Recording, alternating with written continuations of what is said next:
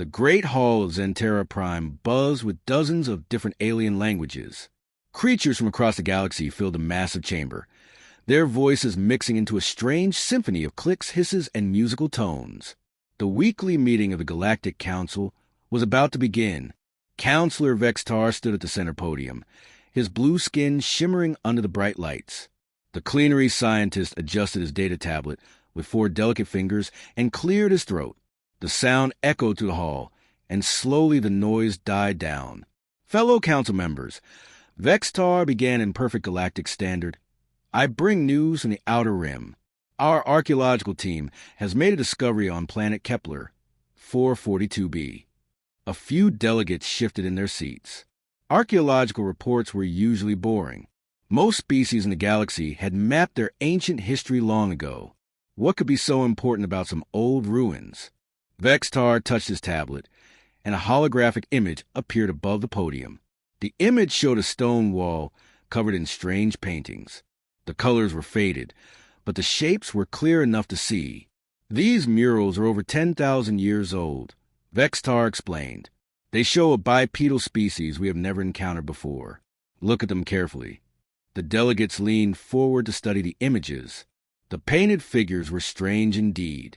They walked on 2 legs like many galactic species, but they had no scales like the Sorok, no thick shells like the Tertani, no extra arms like the cleanery.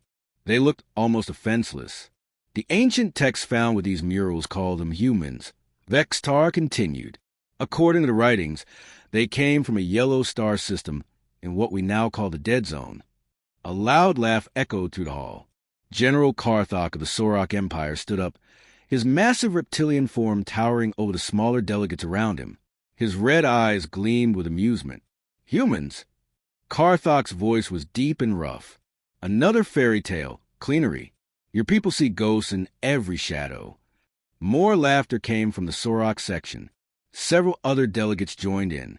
The idea seemed ridiculous to most of them. Vextar's skin darkened slightly, a sign he was getting annoyed.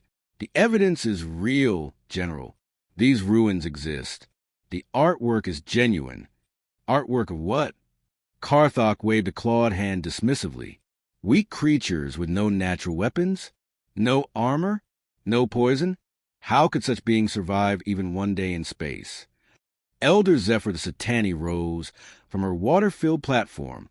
The aquatic being's tentacles moved gracefully as she spoke. Her voice was melodious, like singing water.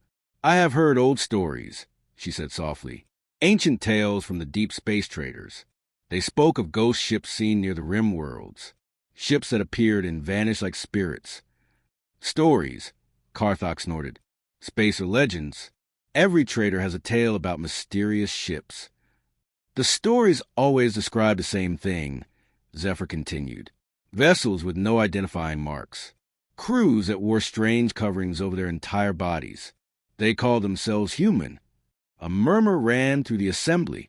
Some delegates looked interested now. Others still seemed doubtful. In the back of the hall, a figure sat quietly in the shadows. She wore the simple robes of a research assistant, and most delegates barely noticed her. Her identification card read, Dr. Kira Thorne, Xenoarchaeology Department. What the card did not show was a sophisticated holographic disguise that hid her true appearance. Kira listened to every word with growing concern. She knew the truth that none of these aliens suspected. Humans were not myths or legends.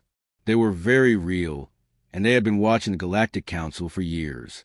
Even if these humans existed once, Delegate Mordan of the Trading Guild said, they are clearly extinct now.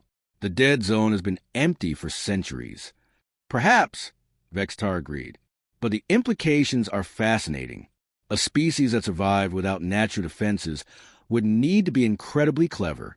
Their technology would have to be advanced beyond anything we know, or they would be dead, Karthok said flatly, which they obviously are. The debate continued for another hour, but it was clear that most delegates considered humans to be nothing more than ancient history. Interesting for scientists, perhaps, but not important for galactic politics. As the meeting ended and delegates began to leave, Kira remained in her seat.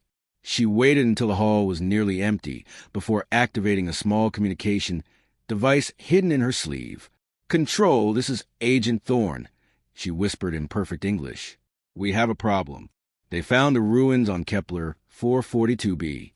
The secret is starting to come out." A voice crackled back through her earpiece. "Understood, Kira. Continue monitoring. Command is considering our options." Kira ended the transmission and stood up slowly. Around her, the great hall of Zentera Prime fell silent. But she knew that silence would not last much longer.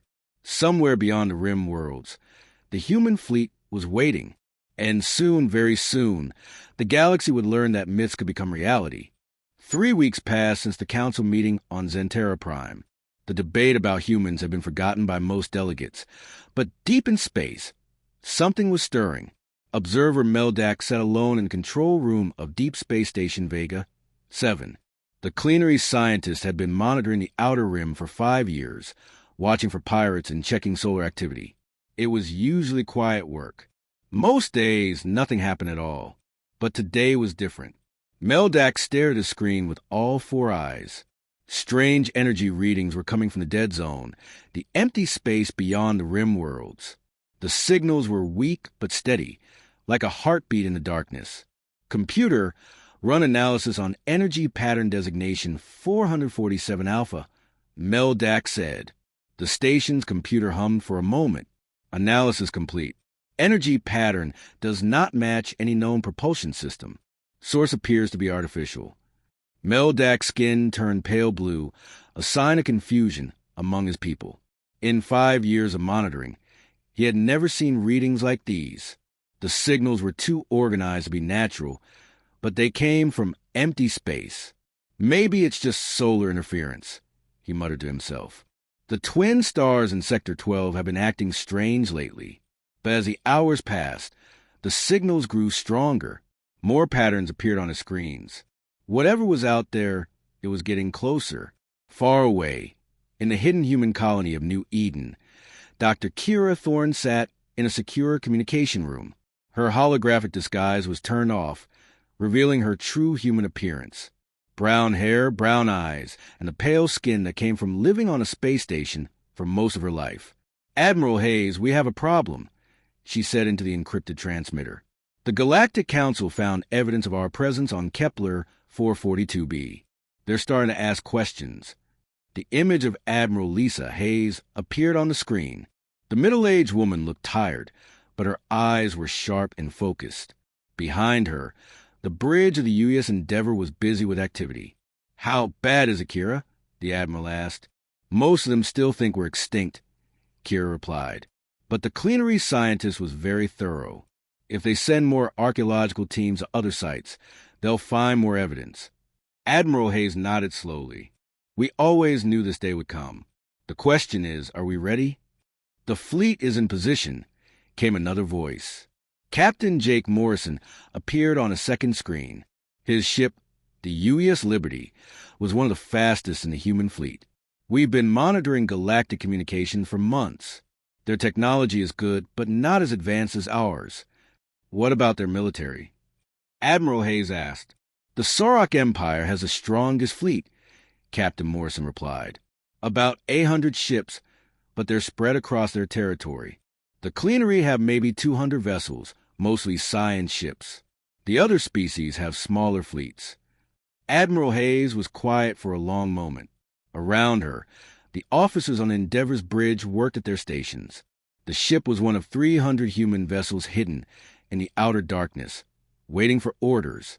"Ma'am," came a voice from a navigation station. "Long-range sensors are picking up increased activity in Cleanery space. Multiple ships heading toward the rim." The Admiral turned to her communications officer. "Lieutenant Cooper, open a channel to all fleet commanders." "Channel open, Admiral. This is Admiral Hayes to all ships. Prepare for Operation Daybreak. We are about to make first contact with the Galactic Council." Back on Deep Space Station Vega 7, observer Meldak was getting worried. The energy readings were now coming from dozens of sources. Whatever was out there, it was big. "Station control to Zentera Prime," he said into his communicator. "I need to speak with the Science Council immediately." "What's the emergency, observer?" came the reply. I'm reading massive energy signatures from the dead zone, multiple contacts, all moving toward our space. There was a pause. Are you certain? That sector has been empty for centuries. I'm certain, Meldak said. And whatever is coming, it's using technology we've never seen before. Within hours, the news reached the Galactic Council. Emergency meetings were called. Ships were dispatched to investigate, but they were already too late. The human fleet was moving. On the bridge of the U.S. Endeavor, Admiral Hayes stood before the main view screen. Stars streaked past as the ship accelerated toward its destination. Around her, 300 human vessels moved in perfect formation. Admiral, called a tactical officer, will reach the edge of plenary space in 6 hours. Good, Admiral Hayes replied. Signal the fleet. It's time to show the galaxy that humans are more than just myths. Captain Morrison's voice came over the communication system from the U.S. Liberty. Admiral, are you sure about this? Once we reveal ourselves, there's no going back. Admiral Hayes smiled. Jake, we've been hiding in the shadows for too long. Our ancestors explored the stars while these species were still learning to fly. It's time they knew the truth. Understood, Admiral. All ships report ready. Then let's make history, Admiral Hayes said. All ships. Prepare to drop out of faster-than-light travel in T-minus 30 minutes. The human fleet raced through space toward its destiny, carried with it the hopes and fears of billions of hidden colonists. Soon, the galaxy would learn that the ancient myths were real, and nothing would ever be the same again. The human fleet dropped out of faster-than-light travel at exactly 0800 Galactic Standard Time. 300 ships materialized at the edge of plenary space like ghosts becoming solid. Every sensor array within 50 light-years detected them instantly. Observer Meldak nearly fell from his chair as his screens exploded with contact readings. The energy signatures he had been tracking for days were now ships. Real ships. Hundreds of them. By the ancient stars, he whispered, his 4 eyes wide with shock. Computer, identify vessel types. Unable to identify, the computer replied. Ship designs do not match any known galactic configurations. Analyzing energy signatures. Warning, technology level appears significantly advanced. Meldak's hand shook as he activated the emergency communication system. This is Deep Space Station Vega. 7 to Plenary High Command. We have a situation. Unknown fleet has appeared in our space. I repeat, unknown fleet of massive size. The response came immediately. Vega, 7. Please confirm your readings. How many ships? Meldak looked at his scanner again. The numbers kept climbing as more vessels appeared. At least 300 contacts, possibly more. They're not showing up on our databases at all. On Zentera Prime, emergency alarms began ringing throughout the council chambers. Delegates who had been enjoying their morning meals suddenly found themselves rushing to emergency meetings. The peaceful routine of galactic politics was shattered in an instant. General Karthok stomped into the emergency council chamber, his heavy boots echoing on the metal floor. What is this about an unknown fleet? He demanded. Counselor Vextar was already at his station, reading reports that came in from across plenary space. 300 vessels, General. They appeared without warning at the edge of our territory. Impossible, Karthok growled. Our sensors would have detected any fleet that large days ago. That's what makes this so unusual, Vextar replied. They seem to have technology that kept them hidden until they chose to reveal themselves. Elder Zephyr glided into the chamber on her water platform, her tentacles moving with nervous energy. Have they made any hostile actions? None so far. Vextar said, they're just sitting there waiting. At the back of the chamber, Dr. Kira Thorne took her usual seat. Her heart was pounding, but she kept her face calm. This was the moment she had been waiting for. After years of hiding among the aliens, humanity was finally ready to reveal itself. The main screen in the chamber flickered to life. It showed a view from one of the plenary patrol ships that had been sent to investigate. The human fleet was spread across space in a perfect formation. The ships were sleek and beautiful, unlike anything the galactic species had ever seen. They're so clean, whispered Delegate Mordan. "No battle scars, no extra armor. What kind of species builds ships like that?" Suddenly, the screen changed. A new image appeared, showing the interior of one of the unknown ships. The delegates gasped as they saw the bridge crew. The beings on the screen were bipedal, just like the ancient murals from Kepler 442b. They had no scales, no extra arms, no natural weapons. They looked exactly like the mythical humans from Vextar's archaeological report. A figure stepped forward on the screen. He was tall for his species, with short brown hair and wearing a blue uniform. His eyes were calm and intelligent. "Greetings," he said in perfect galactic standard. "I am Fleet Commander Ryan Brooks of the United Earthships Endeavor. We represent the human species, and we come in peace." The council chamber fell completely silent. Even General Carthok seemed stunned. The mythical humans were not only real, but they were here in their space, speaking their language. "We know this comes as a surprise," Commander Brooks continued. "We have been observing your galactic community for many years, learning your languages and customs. We felt it was time to introduce ourselves properly." Vextar was the first to recover from the shock. He stepped forward to his communication station. "This is Counselor Vextar of the Cleanery Science Council. We welcome you to our space. Though we must admit, your arrival has caused quite a stir." Commander Brooks smiled, an expression that seemed strange but somehow friendly. "We understand completely, Counselor. We have a representative among your people who has been preparing for this moment." Dr. Kira Thorne felt all eyes turned toward her as she stood up. Slowly, she deactivated her holographic disguise. The alien delegates watched in amazement as her appearance changed, revealing her true human form. "Fellow council members," she said, her voice steady despite her racing heart.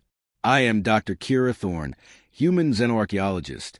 I have been living among you for 5 years, studying your cultures and preparing for this day." The reaction was immediate and varied. Some delegates backed away in fear. Others leaned forward with curiosity. General Carthok's hand moved to his weapon, but he did not draw it. "You have been spying on us," he said, his voice low and dangerous. "I have been learning about you," Kira replied. "We wanted to understand your societies before we revealed ourselves. We come as friends, not enemies." Elder Zephyr's tentacles moved in what her species considered a gesture of wonder. The old stories were true. The ghost ships, the mysterious traders. It was you all along. Commander Brooks appeared on the screen again. "We propose a formal meeting to discuss diplomatic relations. We have much to offer the galactic community and much to learn from you." The council chamber buzzed with dozens of alien languages as delegates spoke among themselves. The greatest discovery in galactic history had just walked into their meeting room. General Carthok finally spoke. "If you are truly peaceful, why do you need such a large fleet?" Commander Brooks looked directly at him through the screen. "Because, General, we have learned that the galaxy can be a dangerous place. We come in peace, but we are prepared to defend ourselves if necessary." The message was clear. Humanity had arrived, and they were not to be underestimated. The diplomatic station haven. 7 floated in neutral space, halfway between human and galactic territory. It was a massive structure built specifically for meetings between different species. Today, it would host the most important diplomatic event in galactic history. Ambassador Kate Williams walked through the station's corridors, flanked by 2 human security officers. She was a small woman compared to most galactic species, standing barely 5.5 feet tall. Her gray hair was pulled back in simple style, and she wore the dark blue uniform of the Human Diplomatic Corps. Behind her walked Captain Jake Morrison and his senior staff. The humans looked tiny compared to the alien delegates they passed in the hallways. Sorok warriors towered over them, their reptilian scales gleaming under the station lights. Cleanery scientists studied them with curious four-eyed stares. Satani representatives glided past on their water platforms, tentacles moving gracefully. "They keep staring at us," whispered Lieutenant Amy Lopez, the human engineering officer. "Let them look," Captain Morrison replied quietly. "They're trying to figure out how we survive without claws or armor." The main conference room was enormous, designed to hold representatives from dozens of species. The humans took their assigned seats at one end of the large table. Across from them sat the most powerful beings in the galaxy.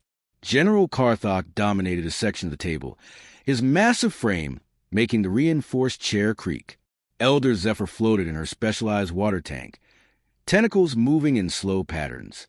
Counselor Vextar had several data tablets arranged in front of him, ready to record everything. "Let's begin," announced Mediator Pelton, a neutral diplomat from the Vorthan species. "We are here to establish formal relations between humanity and the Galactic Council." Ambassador Williams stood up, her movement graceful despite her small size. "Thank you, Mediator. We appreciate this opportunity to speak with you." "First question," General Karthok interrupted, his voice rumbling like distant thunder. "How did you stay hidden for so long? Our sensors are the best in the galaxy." "Your sensors are indeed impressive," Williams replied politely. "But our ships use different technology. We develop stealth systems that work differently than your detection methods." Counselor Vextar leaned forward, his scientific curiosity evident. "What kind of technology?" "Our physics model suggests such stealth is impossible." "Perhaps your models need updating," suggested Lieutenant Lopez with a small smile. The comment caused some tension around the table. Several alien delegates shifted uncomfortably. They were used to being the most advanced species in their sectors. Elder Zephyr's tentacles moved in a calming pattern. "We are curious about your society. How do you make decisions without a dominant leader?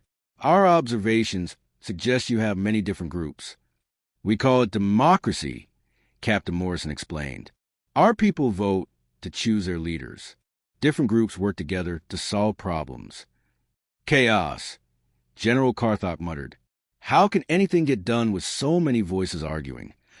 "We don't argue," Ambassador Williams said. "We discuss. We find solutions that work for everyone." The meeting continued for hours, with the galactic delegates asking endless questions about human society, technology, and intentions. The humans answered patiently, but it was clear that many concepts were difficult for the aliens to understand. Then the emergency alarm sounded. Station security rushed into the room. "Mediator, we have a situation.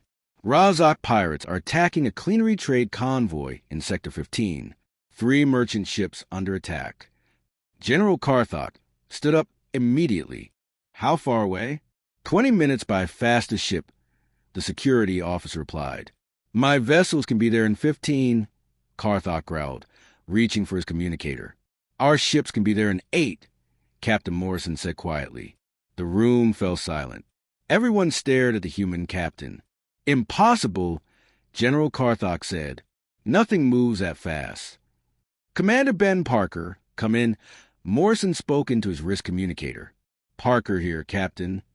"Razak pirates attacking cleanery convoy, Sector 15. How long to intercept?" "Already moving, sir. ETA 7 minutes, 30 seconds. The galactic delegates looked shocked.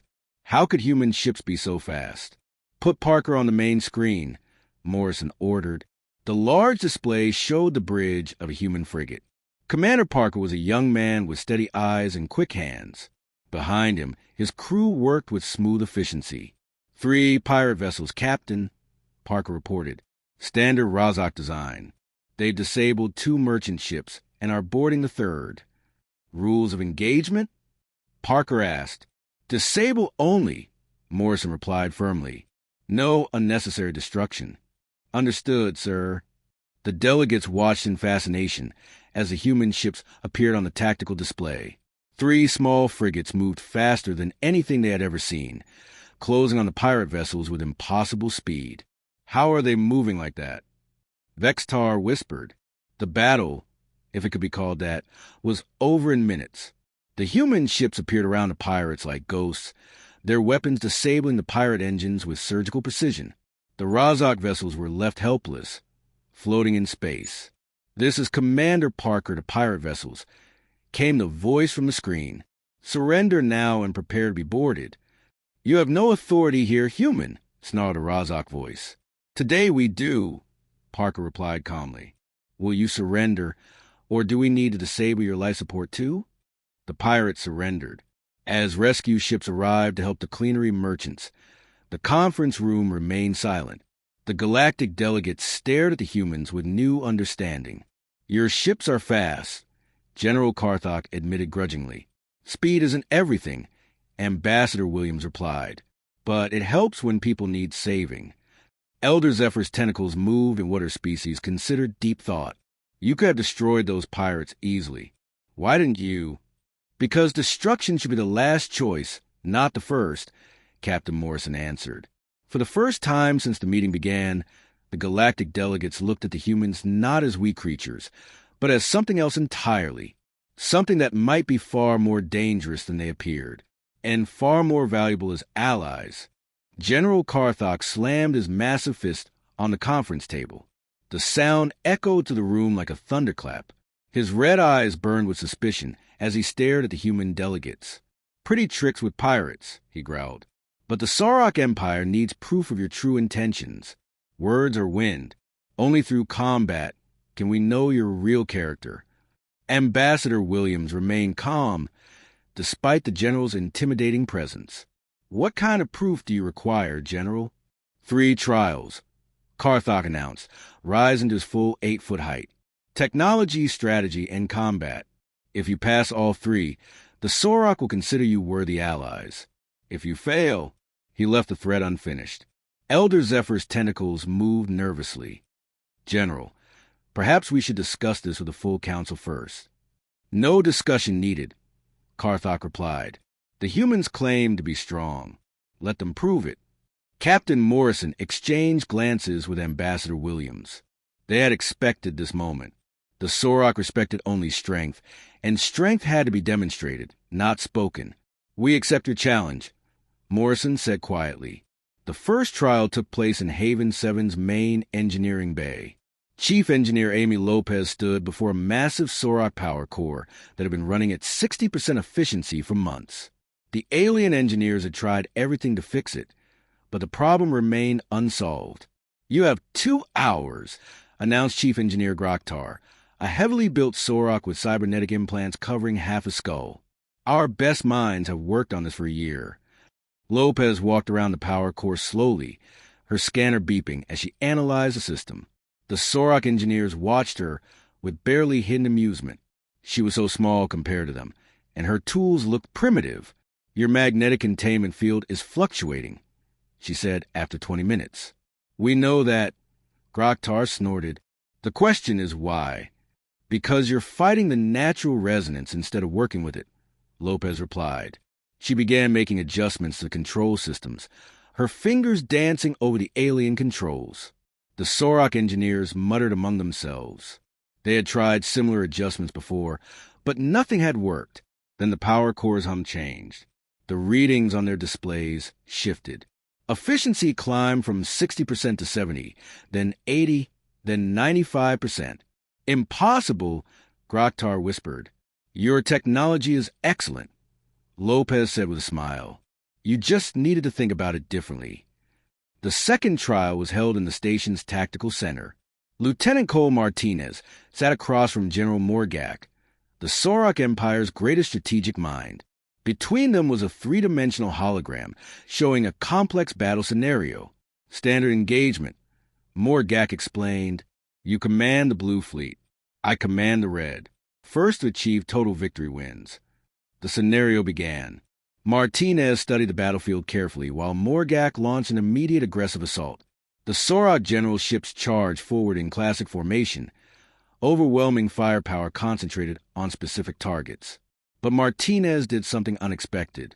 Instead of meeting the attack head-on, he split his fleet into small groups and attacked from multiple directions. His ships moved like a swarm of insects, striking and retreating before the enemy could respond. "Coward tactics," Morgak growled, but his expression showed growing concern. The battle continued for an hour. Every time Morgak concentrated his forces to crush one group of Martinez's ships, another group would appear somewhere else. The human lieutenant never tried to win through brute force.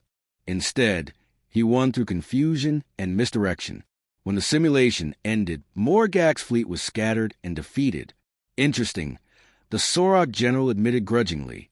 "Unconventional but effective." The third trial was physical combat. Sergeant Maria Santos stepped into the fighting ring, wearing only light armor and carrying basic weapons. Her opponent was Warrior Kreshta, a female Sorok champion who had never lost a single combat. The alien warrior was twice Santos' size, with natural armor and claws that could tear through metal. When the fight began, she attacked with overwhelming fury, expecting to end it quickly. But Santos was not where Kreshta expected her to be.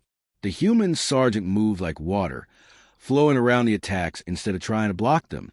She used speed and intelligence where her opponent used raw power. The watching crowd grew quiet as the fight continued. Kreshta was stronger, but she could not land a solid hit.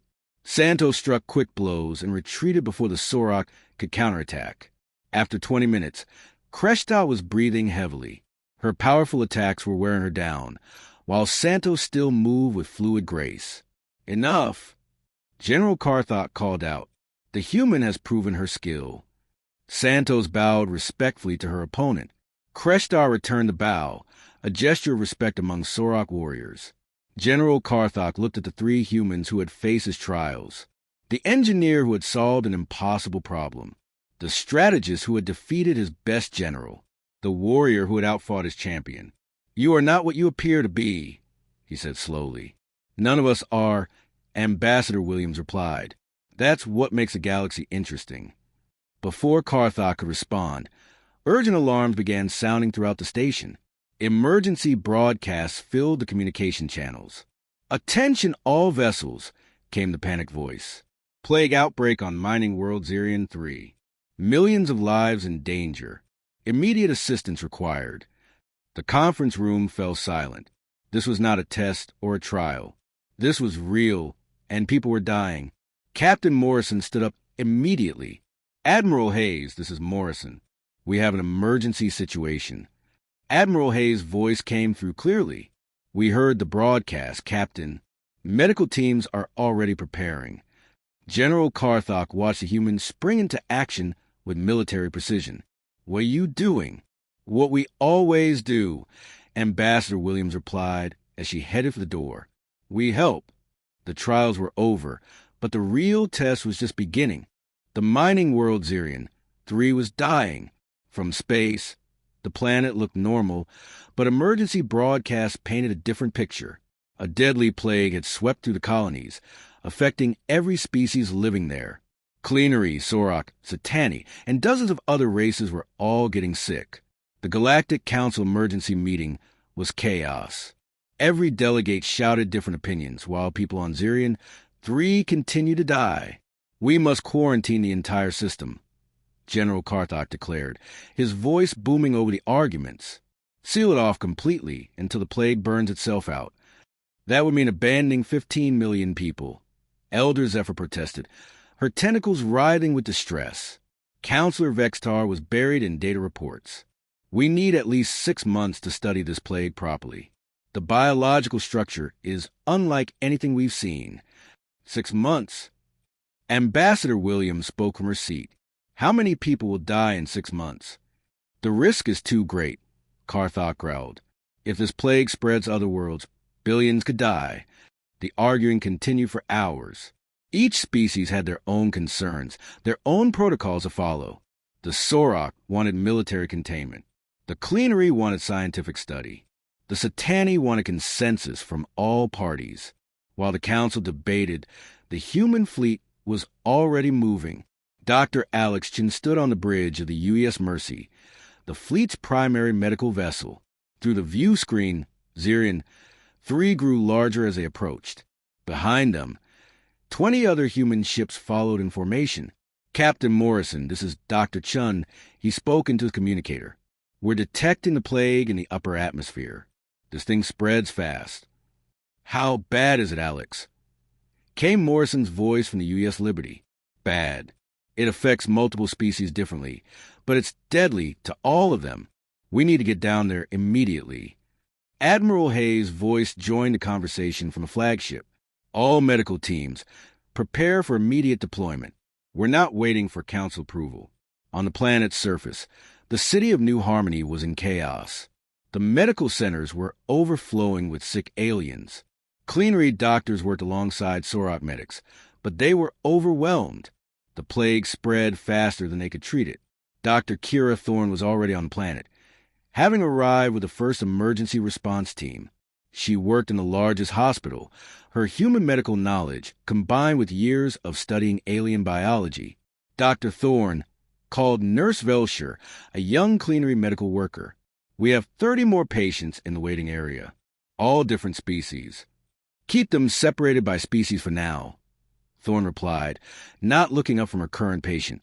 The plague affects each race differently. We need to understand the patterns. The human medical teams landed 6 hours later. They brought advanced equipment and, more importantly, a different way of thinking about the problem. Dr. Chin set up a command center in the main hospital. Instead of treating each species separately, he organized mixed teams of human and alien doctors working together. The Cleanery understand the biological science, he explained to the staff. The Sorok know about robust immune systems. The Satani understand genetic adaptation. We need all that knowledge combined with our medical technology. It was a radical approach. Most galactic medical protocols kept species-specific teams separate, but Chun believed cooperation would find solutions faster than isolation. The breakthrough came on the third day. Working together, a human doctor and a Cleanery scientist discovered that the plague was actually 3 different diseases that had combined into one. Each disease was simple to treat individually, but together they were deadly. It's like a puzzle, Dr. Sarah Kim explained to the mixed medical team. Each piece by itself is harmless, but when they combine, they become lethal.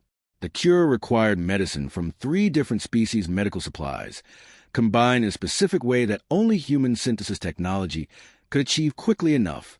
But medicine alone was not enough. The planet's infrastructure was collapsing. Supply lines were broken. Different species relief organizations were not coordinating properly. That's when Captain Morrison made a decision that shocked the galaxy. Admiral Hayes, this is Morrison, requesting permission to coordinate all relief efforts on Zirian 3. Coordinate how, Captain? By working with everyone. Sorok ships are tough and can carry heavy supplies. Cleanery vessels have the best sensors for finding isolated settlements. Satani ships can work in the flooded areas. We organize them all together. The Sorok will never agree to work under human command, Admiral Hayes replied. Then we don't command them. We help them work together. Morrison contacted General Carthok directly. General, we need your heavy transport ships to deliver medicine to the mountain colonies. Why should we help you? Carthok demanded. Because people are dying, Morrison replied simply. And your ships can save them faster than anyone else's. Something in the human captain's voice reached the Sorok general. There was no politics in it, no hidden agenda. Just someone who wanted to save lives. Very well. My ships will assist. The same conversation happened with Elder Zephyr, Counselor Vextar, and dozens of other leaders. The humans didn't try to take control. They simply coordinated, organized, and helped everyone work together. Within 2 weeks, the plague was contained.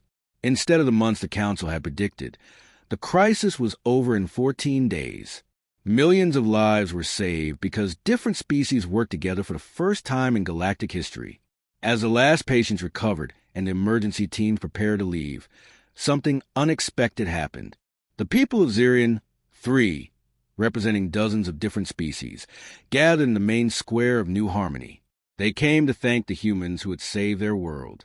You could have waited for council approval, said Mayor Torgon, an elderly Sorok who had nearly died from the plague.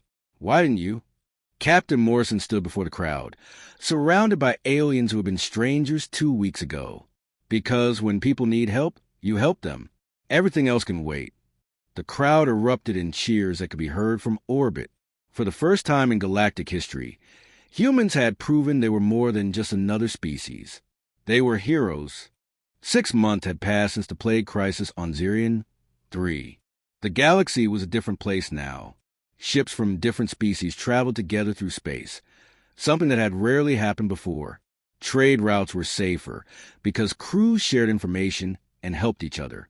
Admiral Lisa Hayes stood on the observation deck of Unity Station, the first joint construction project between humans and the Galactic Council. Through the massive windows, she could see ships from a dozen different species working together to build the research facility. "Hard to believe how much has changed," said Captain Morrison, joining her at the window. "The Council voted unanimously to accept our membership application," Admiral Hayes replied. "Even General Carthok supported it." Morrison smiled. "After Zirian 3, the General has become one of our strongest allies.